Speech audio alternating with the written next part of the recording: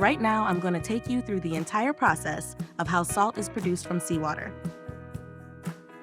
A canal filled with sand to filter seawater, preparing it for the salt-making process.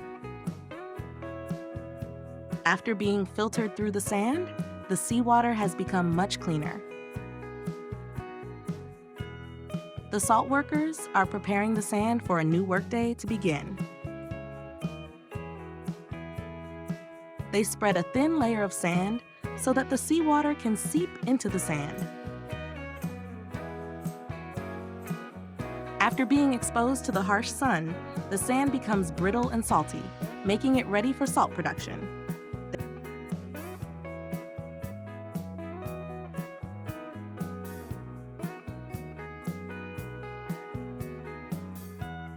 They gather it into piles.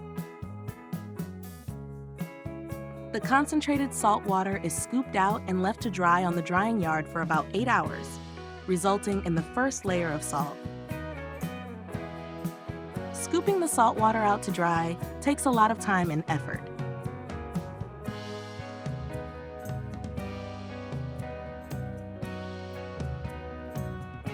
Under the scorching sun, the salt workers tirelessly labor, scraping the first layer of salt that has crystallized on the surface of the salt fields.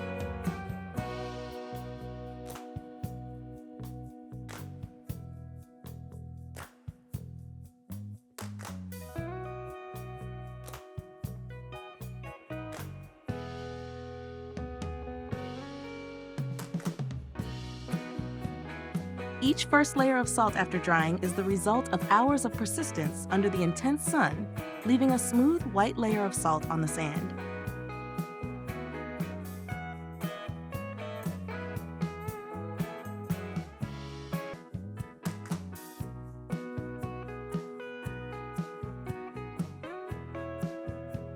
By repeating these daily tasks, the farmers have harvested their first results.